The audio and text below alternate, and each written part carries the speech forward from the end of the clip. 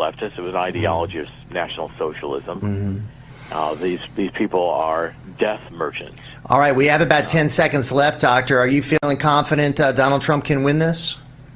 Absolutely. I think he's gotten through everything they've thrown at him so far, including COVID, and he'll beat this too. We got to keep praying. Yes, indeed. Dr. Corsi, keep up the great work. Always, we appreciate you. Look forward to having you back on soon. Dr. Jerome Corsi with us right here on Real America's Voice and WGSO. And folks, for those leaving Fox, come join us right here on Real America's Voice. All right, a lot more to get to here on the radio. Quick time out.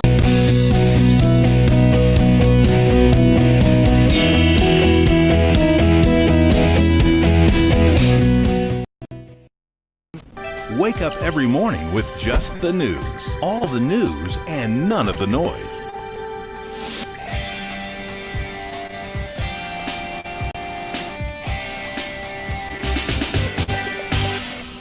Good morning and welcome to Just the News. I am Carrie Sheffield. Welcome this bright Monday morning. Now we are going to get more into detail about the state of the president's health. We do know he could potentially be released as early as today, but I want to bring in one of his former attorneys who has provided counsel to the president, he and his wife. Do we have him there on Skype? Mr. Joe DiGenova. Joe? Good morning. Joe, so I'm having trouble hearing you. Can you say hello again real quick? Sure. Hello. Can you hear me now? All right. Good morning, Joe. So, Joe, you and your wife have both worked for the president, provided legal counsel. Have you heard from him? I mean, can you give us any inside intel on what's happening with the president's health? I haven't spoken with the president directly, but we've spoken with people who have been with him, and he's in very high spirits and is not happy at all about being at Walter Reed, other than the fact that he loves the people there and they are providing wonderful treatment. The problem simply is that, you know, the president is an extremely active person. He likes governing. He likes doing things, and he's been able to do that, even sequestered at Walter Reed. But the problem is he likes to be in the White House. That's his true place of action and oriented. So I think he's looking forward to getting back there today, and I'm quite confident he'll be back today. And what have you heard? Because there are some indications, at least on Friday, that things were pretty serious. He had to get supplemental oxygen. He's on a drug cocktail, typically for people who have a very severe case of coronavirus. Do you know how severe things had been? Well, I think one thing is certain, that he definitely needed some assistance. I think in his case, it was more precautionary, not that it was as serious as some of the people in the mainstream media wanted it to be. I think when you have the president of the United States as a client and as a patient, you're going to do overplay. You're going to do more than you actually have to do in order to protect yourself as a physician and to make sure that you're giving the best possible care to the president of the United States. It's fairly obvious from looking at him that whatever his oxygen levels were the other day and other problems, they were obviously minimal, and that they were taken care of almost immediately by the drugs and by some limited amounts of oxygen. Well, thanks for that. And we're going to move to a different topic. I want to get your thoughts, because you are a legal expert on this. We saw James Comey gave a testimony before the Senate Judiciary Committee last week. Were you surprised by anything? No, actually, I expected him to lie and be forgetful, and he did both. So it was a grand slam for James Comey. He did what he's been doing ever since July 5th, 2016, when he illegally exonerated Hillary Clinton from her email scandal and her violations of the Espionage Act. There's no doubt if she had been John Q. citizen or John Q. government employees, she'd be in an orange jumpsuit by now. But she got special treatment from the FBI, from Loretta Lynch, from Sally Yates, from James Comey, from John Carlin, the Assistant Attorney General of the National Security Division, from the White House counsel, from the President of the United States, Barack Obama, and others. So the truth is, James Comey should never have testified in public. That hearing should have been a deposition in private, where you could have lengthy questioning by individual senators. Public hearings are useless in cases like this, because you have 5-minute limitations on questioning. Should have been a deposition in private. He should have been raked over the coals so he couldn't play for the cameras. That's what he's doing. He's selling a book. He's selling a movie. He's trying to bolster his spirits before Durham does something to him or about him in either a report or a charging document. And so you don't give him that opportunity. That hearing was for Lindsey Graham. He's running for re-election. He wanted to look like he was doing something, so he had a hearing, and it was useless. And in terms of the revelation we reported at justthenews.com, there was from the intelligence community an official intelligence report that was declassified showing that there is evidence that the Hillary Clinton campaign potentially cooked up this narrative of collusion. What revelations did you take from that report, and do you think there will be any indictments? Well, first of all, it's a document that should have been declassified 3 years ago. So why did it take the new Director of National Intelligence, John Ratcliffe, to do it? Rick Grinnell was trying to do all of them, get out as much as possible, and this particular task he just didn't have time for. But John Ratcliffe pointed out the real question is, Dan Coates was the first Director of National Intelligence for Donald Trump, and he was horrific. He was awful. He was part of the deep state. He hurt the President of the United States, Donald Trump. He prevented the disclosure of classified information, which was not harmful to our national security or sources and methods. History will record that Dan Coates was complicit in the coup d'etat against the president, which failed, and it will really give a damning report on his stewardship as the Director of National Intelligence. As far as the email intercept by American intelligence of the Russian analysis of Hillary Clinton's attempt to create a false story about Russian collusion, we've known that was true for the last 3 years. Anyone who could see and hear knew that was the case. What's damning about this is that John Brennan and others knew about it, James Comey, and never told anybody about it. They wanted to make it look like the president was not a person. They wanted to make it look like the Russians were trying to help the President of the United States when in fact... Do you think there'll be any indictments of any members of the Hillary Clinton team because of these new revelations? I doubt it. I doubt it. The Attorney General has said we're not going to use the criminal law process as a manner to get vendettas against political enemies like they do in banana republics. But that's different than saying people of the intelligence community should be held accountable and indicted, as I think. Oh, Joe, I think you're freezing up there a little bit. Do we still got you? Joe. All right, Joe, one last question. Yes.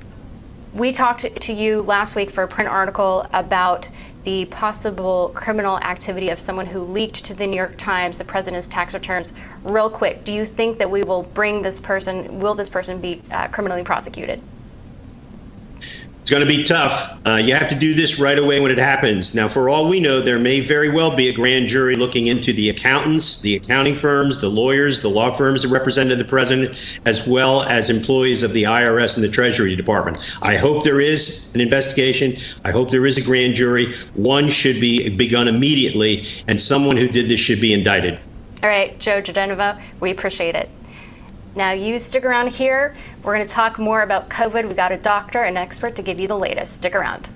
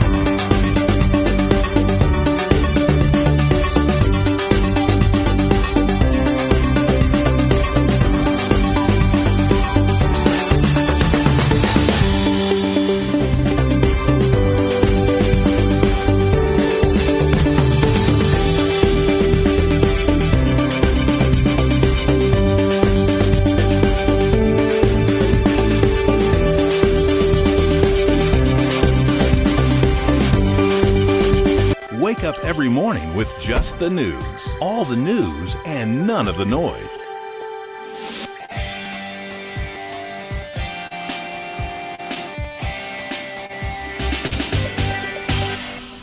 And welcome back to Just the News AM. I am Carrie Sheffield. We're going to give you all the latest on the president and his health. We've got a doctor who's an expert on this issue, Mr. Jesse Pelletier, on the line with us. Jesse, good morning. Good morning. Thank you very much for having me on this morning. And I should mention you are the founder of Halidine Inc. for our viewers. So, Jesse, I know that you have created a nasal spray, which is directly for treating COVID. What is your assessment? Obviously, you're not in the room there, but as an outside observer and doctor and expert on these issues, what can you say about the president's health at this point? We've heard different things, that it was very serious early on, but then we were told it maybe wasn't as serious. Do you think the president could actually be released today? So these are great questions. I think there continues to be some mixed messaging from his medical team at Walter Reed. But despite this, there are certain facts that we can glean, and we're informed from some of the tests he's had and also some of the treatments he's been given. Now, one of the things we understand in COVID is we've all kind of heard about this 80-20 rule, where 80% of patients might suffer a very mild course or even be asymptomatic. He's unfortunately in the latter, the 20%, which seems to be moderate COVID, to severe COVID, to even critical COVID. And again, that's informed by some of the findings we've had that have been reported by his staff, which include decreased pulse oximetry. They might include some pneumonitis or changes in the lung, but that's it's been very difficult to garner accurate information there. And also, we're informed by the therapies he's had, including his antiviral remdesivir, his polyclonal antibody as well from Regeneron, and the dexamethasone. These speak to treating two different phases of the virus. We know that often, early on, a lot of COVID patients will suffer setbacks just from the viral infection itself. But around day 8 to 10, post-symptomatically, this immune system can kind of kick in and cause some more disease. And really finding the timing, that perfect timing, is still an art, when the immune system kicks in and when we have to be less concerned about the virus. And we saw that the president was treated for that immune system, those immune system issues with the dexamethasone. Sure, and talk a little bit more about this experimental drug. We know that he's been treated with a drug that has not technically been approved by FDA, but it is experimental at this point. And this president is, as they call him, the right to try president, where he signed executive order or legislation to allow patients who maybe want to have access to something that isn't fully approved, they get the right to try. What do we know about this? Yeah, so it's the polyclonal antibody, which is, as you said, Regeneron had just recently completed a phase 1 study in about 270 plus patients. They're completing further phase trials, and honestly, it looks very promising. It's decreased symptoms in those patients, and it's decreased viral loads as well. And through compassionate care, there are a few times, that these can be allowed through, and certainly for such a high-profile individual as the president, we can imagine that would be the case. As far as other patients who might be kind of questioning this or wondering if they could have a similar type of care or treatment, there are convalescent serum, which is not terribly unlike this. However, I do believe the polyclonal antibody to be a little superior. So it's a very promising medicine. It's just very early in its stage and not ready to be released for the public. And the fact that it was experimental and that the president was taking this, he touched on it in a video that he released while he is still there at the hospital. He talked about some of these more experimental drugs and said that he was under excellent care and that he was glad to see that these treatments had been available for him. What do we know about the mortality rate? Because it seems that even though we are still seeing new cases of diagnosis of COVID, the fatality rate has been going down. Does this mean that we are better at treating this? Yeah, it certainly does. And that's something I think that we're all very grateful for, especially as cases become ascendant through Europe and the United States. There are different therapies that we have available now that can be used at different stages, understanding both the infectious and inflammatory components, and also just understanding better how to aerate and treat the lung. That can include utilizing the ventilator with less frequency, using prone positioning, using CPAP and BiPAP and mechanisms like this that we were a little bit more cautious of early on. We're seeing much better results in mortality. So that's very, very encouraging, especially as, again, we're heading into a season when it appears that the COVID is going to be ascendant throughout the fall and winter. Well, and you mentioned prone positioning. We've been told by the doctor of Sean Connolly, the president's physician, that the president had mentioned prone positioning, that he was aware of that as a possible treatment, but the doctors or the team in consultation with the president, they chose not to utilize that. That was something that was a tool that was not used, at least from what we know right now. Real quick, what is your read on a vaccine? What's the timeline? What do you think is the time that we'll get a vaccine? First, for the people who are perhaps on the front lines or also more vulnerable, nursing homes. We were told also by the Trump White House that minority communities would be specifically high on the list because there is a much higher comorbidity prevalence there in these communities. What's your read on, a vaccine availability for these groups and then also the general population? Yeah, I think that's you nailed it. A vaccine is going to be a vital part of the tapestry or a layered ability to treat this pandemic. Fortunately, we have 4 vaccines now that are in phase 3 testing, and they're enrolling anywhere between 30 and 65,000 patients. So the information should be on efficacy and safety should be robust, and a lot of importance is going to be around the positioning of those vaccines and how the public accepts them. So getting the right message out is going to be very important. All that being said, I think that vaccines will probably be available, I would say in about 2 months towards the end of the year for frontline workers and for other patients who have significant comorbidities, the elderly, nursing homes, things like that. But to really ramp up the vaccination process, it's going to be well into next year. So, this is not we're not sprinting to the end here. People need to understand that this is a bit of a marathon, and that, we're going to need to rely on our important infection control mechanisms, despite the commencement of the vaccine. And also, we need to remember that it's not the vaccine that saves lives, it's vaccinations that save lives. Well, and to that point, Doctor, I want to get your take, because we have seen from some folks who are skeptical, maybe politically, they don't like the president. They have said that if a vaccine is approved under his watch, they might be more cautious or reluctant to take this vaccine. What's your response to that? Yeah, it's kind of how I just stated that these vaccines are undergoing very robust studies. I mean, you look at something like Operation Warp Speed, and that really helped in getting the manufacturing component and the logistics component. But the science around the safety of the vaccine is going to be pretty well studied at that point. It's also going to be assessed by multiple independent, investigative sources. And so I would feel very comfortable about the safety. Now, whether it's released as an EUA or something else called a BLA, which is a more routine way to permit this therapy to come through to the public, there might be some political positioning around there. But I would have no qualms about the safety of these vaccines when they're made available.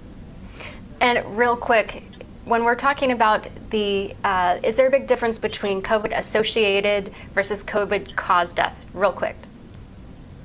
I'm sorry, I couldn't hear that question. COVID-associated versus COVID-caused death. Is there a big difference? Well, it can be difficult. Remember, a lot of patients experiencing morbidity and mortality are very sick otherwise, and parsing through. Dr. We can leave it right there. Okay. We'll have you back to discuss this more. Thank you. Sounds great. Thank you. Bye.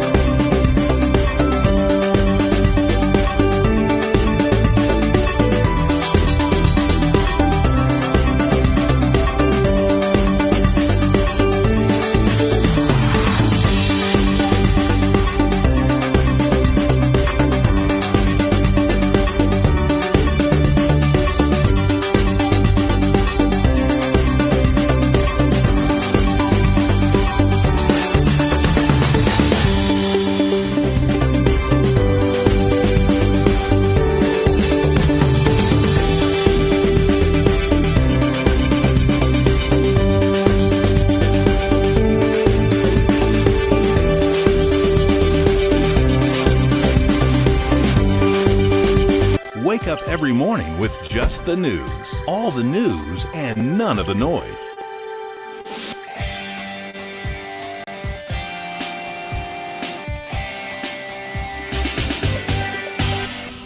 Hey there, welcome back to Just the News AM. I am Carrie Sheffield. Well, in case you didn't notice, we have an election that is still going on against this backdrop of all the chaos of the president currently in the hospital. We're going to break down the politics of all of this, and I've got Amanda Iovina. She's a Republican strategist with me to help us. Amanda? Hi, good morning. Hi, good morning. Thanks for joining us. So, Amanda, we know that the coronavirus is something that the Trump campaign had not focused as much attention on. They were looking more at issues like the economic recovery, about foreign policy in China in particular, things like this. What does this do to the Trump campaign in terms of bringing coronavirus back to front and center? Well, I think it's always been a top issue among a certain segment of voters, and the campaign has been trying to speak to them and talking to what the administration has done on COVID and what they've been doing for the past couple of months. And I think this is able to highlight what the administration has been doing, and the president can now talk about it in more of a firsthand way, which I think will help empathize his speeches and his tone towards the Americans that have been affected personally by the virus. Yeah, and I guess toward that end, I have a piece on our website on justthenews.com looking at this question of whether the president could be actually humanized by being struck with this illness, and whether possibly it could help him maybe among suburban voters, maybe among women. Do you think that's the case? I think it could be. I mean, you saw kind of his motorcade, his push out. A lot of his videos this weekend were trying to express a sense of strength, which definitely appeals to his base. But I think just seeing him in more of a human condition is going to be helpful. It makes kind of suburban women, like you said, seem like they will know him a little bit better. It's a little bit more relatable. And when it comes to the treatments, we just mentioned in the previous block with a physician, the president is undergoing an experimental treatment, and he's also talked about how he is seeing firsthand what it's like to be a patient of coronavirus. What about on the Democratic side? We saw House Speaker Nancy Pelosi, for example, said that the president was basically playing with fire, and that in some respects he's sick because he wasn't taking enough precautions. What would this mean? What are you seeing among voters, or is it too early to tell within polls? Which side of the fence do these independent voters seem to be on? Are they more on the Pelosi side, that Trump should have done more, versus Trump is doing all he can and he was out front and center and that's why he got sick, because he's really trying to protect us and he's even putting his own life on the line? It's a little too early to tell from the polls. But in the same respect that those independent voters would want to see a little bit of empathy, more so from the president than they've potentially been seeing over the last couple of months, they're going to want to see some empathy from Democrats as well. The hard line of some Democrats cheering the president's illness is not going to sit well with those independent voters. And in terms of the debate performance, one other thing that I looked at in my piece was you had a very aggressive Trump who was coming out at the gate, I think probably to, in his opinion, take Biden aback and maybe put him on his heels. And Biden certainly did seem to hold his own. Do you think that if the debates do occur as on the timeline, and Biden has said he does want to continue if Trump is well, October 15th is the next presidential debate, do you think Trump might take a different tack? It's a little too early to say. We'll see if he gets better and is well enough to do it, and if they can put the safety precautions in for the next debate. But, I think that the president kind of, like you said, put Biden back on his heels a bit. And it really depends on how he comes out of this illness, if he can, again, use that empathy, use the relatability to reach out to those independent voters in the next debate. And we know that there's a vice presidential debate on Wednesday of this week. What should we be looking for first, just in terms of the dynamic? What do you think we'll see between Harris and the Vice President Pence? Is it going to be as contentious as last week's debate? And then how does the coronavirus affect all of this? I would think it would be a little bit less contentious than the presidential debate. I would hope so. But also the vice president he's been on the coronavirus task force. I think he can speak very intelligently about all that the administration has been doing and is going to be doing to combat the virus. And then Harris obviously represents a little bit more of the progressive wing of the Democratic Party. And it'll be interesting to see where she splits from Biden and tries to pull him a little bit further to the left. And your polling firm works with a number of clients. Walk us through, what are you working on? What are you seeing in swing districts or even some of your clients? Well, with the so many states doing early voting right now, it's just trying to reach those voters that are still undecided and have their ballots in hand, and trying to really put the pedal to the floor to make sure that the campaigns are reaching the right voters at the right moment, to bring them back onto our side. It's really about individual targeting at this stage of the game. And what kind of targeting are the candidates doing? What are you seeing are kind of the most effective tactics? Most of our candidates are using predictive modeling or predictive analytics, and really talking to the individual voters, whether it's on digital, in the mail, even OTT, targeting the specific messages that we've kind of been preparing for all cycle and executing on the final plans here at the end. And what are you seeing in terms of your candidates and their possible legal defenses? Because we're already seeing lots of lawsuits playing out across the country, whether it's in Maine or Iowa or Nevada. Are your candidates lawyering up right now? My candidates are not, but the state parties have a decent staff of lawyers on hand, and they'll be helping out all of the candidates up and down the ballot. Do you think that we'll have clear winners on election night? Depends on the state, but we'll see. Some states that aren't legally allowed to start counting ballots until election night, until polls are closed, those are going to be a little bit longer of a wait for election results than the states that can start counting right away. And in terms of, you mentioned that many millions of people have already cast their votes in the mail. They've done early voting. What's your sense among these voters? Are there any sort of exit polls for these folks? There aren't, but from our analytics, these tend to be kind of the regular Democratic voters that the Democratic Party turns out on election day. They're just voting a little bit earlier, whether it's because of convenience or fear of COVID.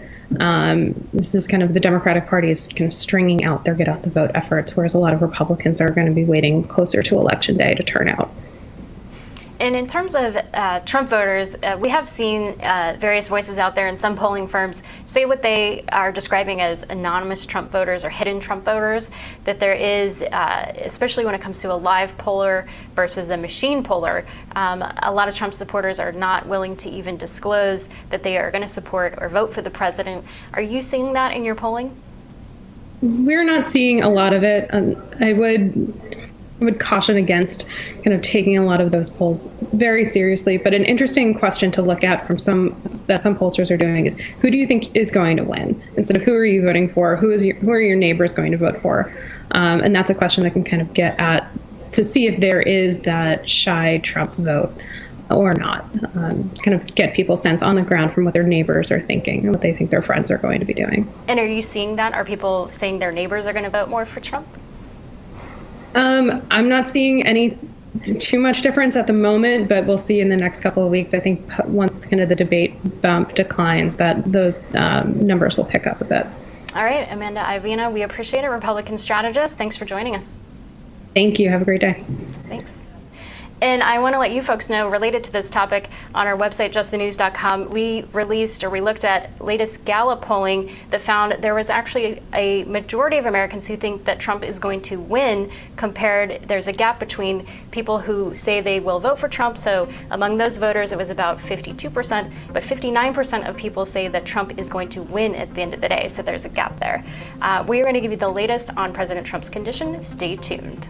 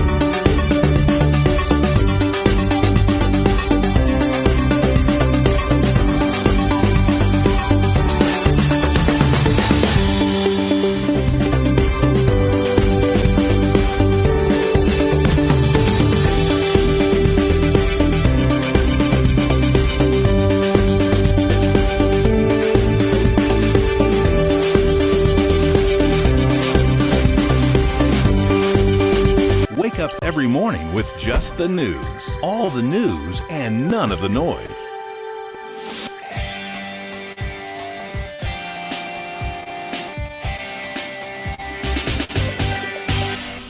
And welcome back to Just the News AM. I am Carrie Sheffield.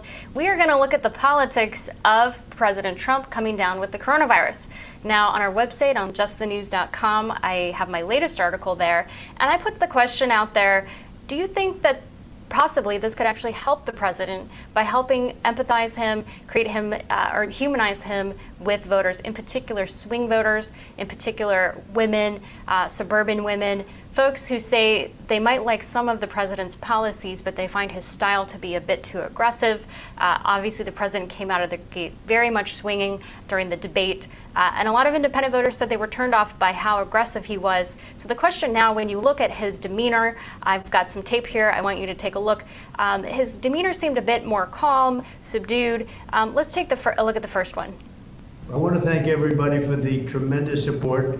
I'm going to Walter Reed Hospital. I think I'm doing very well, but we're going to make sure that things work out. The First Lady is doing very well. So thank you very much. I appreciate it. I will never forget it. Thank you. And that was the president right before he was about to board on a helicopter for Walter Reed Hospital.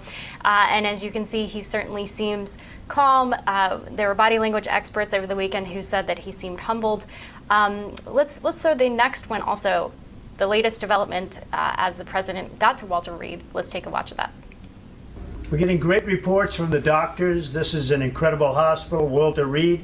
The work they do is just absolutely amazing, and I want to thank them all, the nurses, the doctors, everybody here. I've also gotten to meet some of the soldiers and the first responders, and what a group. I also think we're going to pay a little surprise to some of the great patriots that we have out on the street. And they've been out there for a long time, and they've got Trump flags, and they love our country. So I'm not telling anybody but you, but I'm about to make a little surprise visit. So perhaps I'll get there before you get to see me. But I just, when I look at the enthusiasm, and we have enthusiasm like probably nobody's ever had. Our people that love the job we're doing, we have more enthusiasm than maybe anybody. So it's been a very interesting journey. I learned a lot about COVID.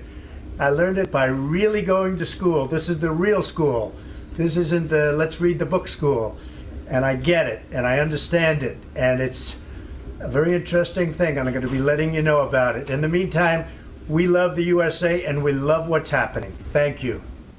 And that's the president there on Sunday, as you can see, putting up a very positive demeanor there. And we've also got, as he mentioned, he went out to give some support to the supporters who came out waving Trump flags to wish good health and recovery to the president. I think we've got that video as well.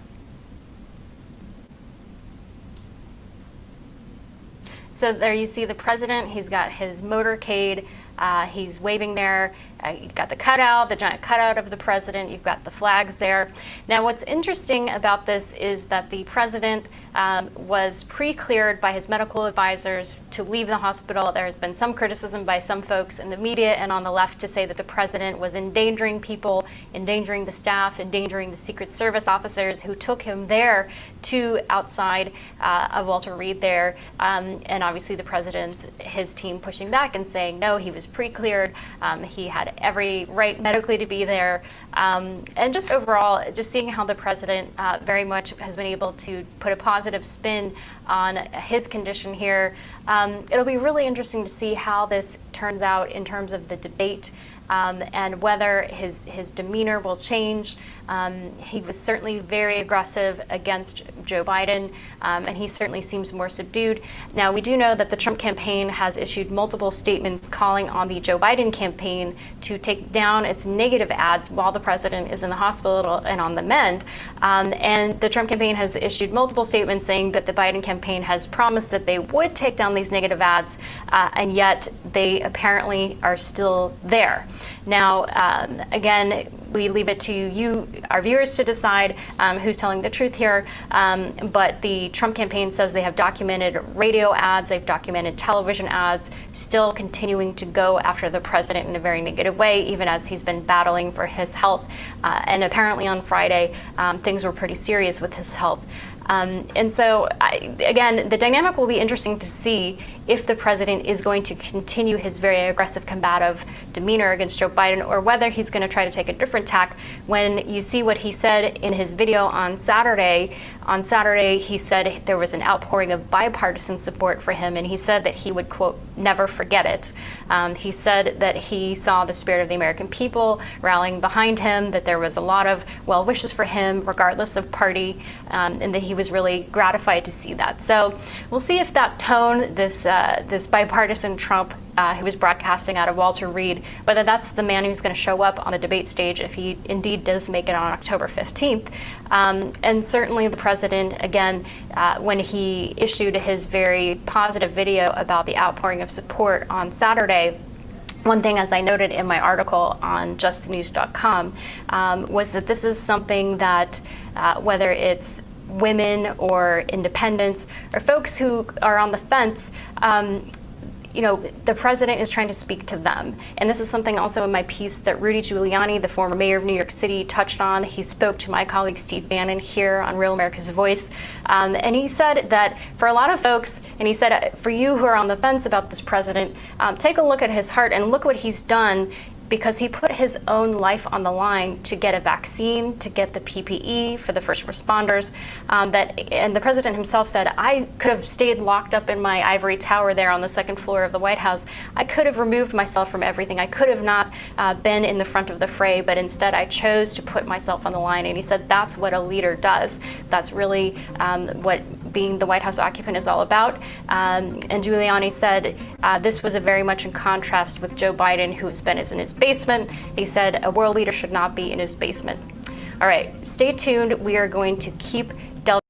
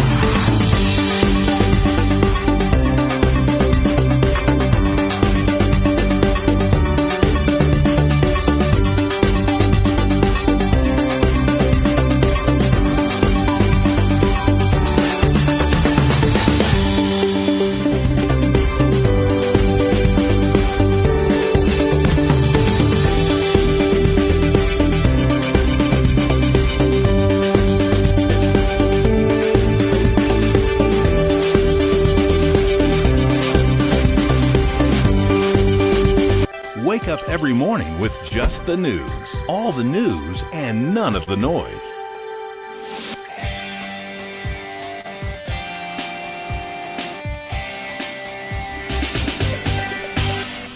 And welcome back to Just the News AM. I'm Carrie Sheffield. Now, we want to make sure that in the loss of the shuffle here of the 2020 election campaign and coronavirus, that a very enormous story is not dropped. There is so much to unpack here about FBI abuse and the story of Carter Page. Joining me here on the phone is Mr. Carter Page himself. Good morning, Carrie. Great to be with you. Hi. So Carter, now I want folks first to know that you've got a book out telling your full side of the story. I think we've got the book cover. We'll put it up right there. But basically, your book is called Abuse and Power: How an Innocent American Was Framed in an Attempted Coup Against the President. We are hearing revelation after revelation. We just had a new revelation last week where the intelligence community declassified a report showing that there is evidence that the Hillary Clinton campaign basically cooked up this narrative of collusion. Were you surprised by this declassification? We just had Joe DiGenova earlier saying this should have been released years ago. Yeah, absolutely, Carrie. And I dig into this in my book. These are things on so many levels that I knew about from the very beginning because I've lived at the center of this. And unfortunately, so much has happened. And I think, in terms of this most recent revelation, one of the, relevant quotes is they're talking about all these things that are happening in July 2016. And unfortunately, I tried informing both the FBI in a letter to James Comey, but also a human rights appeal. When this election interference happened in the last presidential election by the Democrats, I sent a letter to the Organization for Security and Cooperation in Europe to inform them of this severe election interference campaign being perpetrated by the coalition between the Democrats and the Obama-Biden administration. So it's been a long time, and I know some members of Congress and people within DOJ have been fighting for the truth, but I think we have still exactly along the lines of what you're saying, Carrie. So Carter, I want to put up a tweet that you recently put out. It seemed last week that James Comey had quite a case of amnesia. I think, can we put his tweet up there, where you stated, having interacted with members of the U.S. intelligence community, including the FBI and CIA for many decades, you wrote a letter to James Comey on September 25th, 2016, letting him know about your case. It seemed there were many bombshell revelations that James Comey just didn't seem to understand, or at least, that he didn't seem to remember. Why do you think that was the case? Well, I think that letter, that is proof that I did inform him. He was asked right before about whether he knew I was working with the CIA, and which is a big controversy, and it's been in terms of the Durham investigation, it was the first charge that was brought and the first guilty plea that has been brought against one FBI attorney who I was working with, who I was in communications with, and unfortunately there's a lot more, and there are a lot more people involved. If you read the charging document. So Carter, do you think we're going to see more indictments? Yeah. I think we should. We certainly should. And there are a lot of hints and clues, and I knew there's obviously a lot of people involved. And so who do you think we might expect in terms of an indictment? Well, I don't like to speculate, and I like to have my full facts. Unfortunately, it's been a big challenge for everyone because we don't have the full facts. There are a lot of serious clues that are building up, and as we continue to get more information like we just received from the Director of National Intelligence, but these things need to be resolved, and it's growing because we're just 4 weeks away. Now, we just reported on our website on justthenews.com that Andrew McCabe has said he will not testify due to concerns about the coronavirus. Do you think there's something there that he's trying to hide? I mean, his attorneys say that he's willing to testify in the future once the pandemic has died down, and they say that because of the complexity of the case, he does not want to just remotely. What's your response to that? I think it's another example, Carrie, of the complete double standards. So many Trump supporters, including myself, were dragged in front of not only the U.S. Senate, which is what's in question here, but the House and also the Mueller witch hunt. So we've all been dragged through this.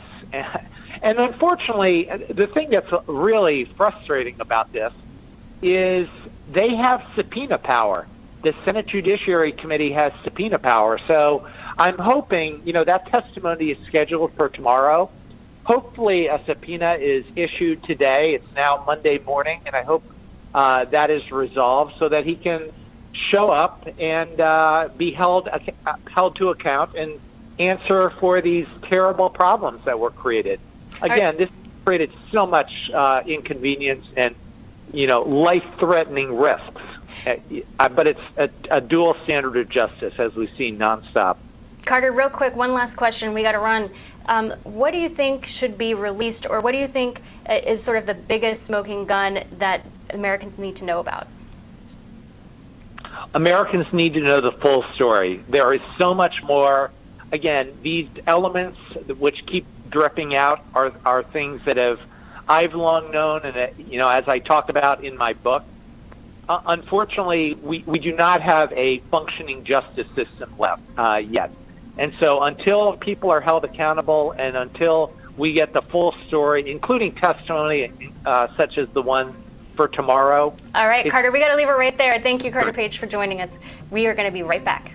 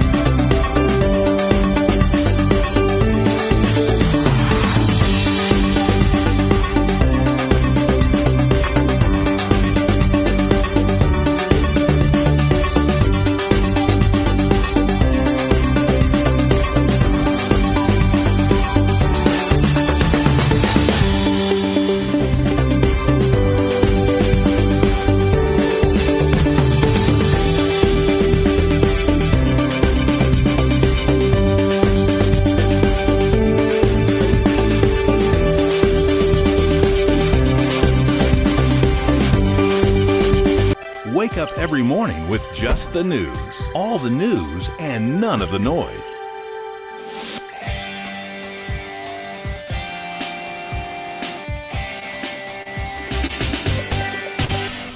And welcome back. I am Carrie Sheffield, and so glad that you are here on Just the News AM. We're going to close the show to let you know that October is Domestic Violence Awareness Month. This is incredibly important. We've seen an uptick because of the coronavirus. People are, in many cases, being forced to shelter in place with their abusers. We've got a phone number here for you if you are suffering from domestic violence. We want to let you know that you are not alone. And this phone number is if it's for you or anyone else who you might be suspicious that they're in an abusive situation. This phone line can help connect you to local resources and a safety plan through a number of scenarios and situations that you might find yourself in. And President Trump and the First Lady in the White House have all made a statement about this to acknowledge, if we can put that up on screen. He made a proclamation on National Domestic Violence Awareness Month. He said that all Americans deserve a life free from the threat of physical and psychological harm. Tragically, far too many Americans are deprived of this right by perpetrators of domestic violence. During National Domestic Violence Awareness Month, we offer our support to the victims and survivors of this unacceptable atrocity and reaffirm our commitment to bringing justice to their abusers and offering hope to those who currently reside in volatile and unsafe living conditions. Domestic violence is an evil that threatens the social fabric of our nation. It is a widespread attack on the most sacred and intimate of institutions, the American family. Domestic violence tears families apart with devastating consequences that can last for generations. Tragically, more than 10 million Americans suffer at the hands of loved ones each year. We want to let you know you are not alone. Please get help. We are here for you.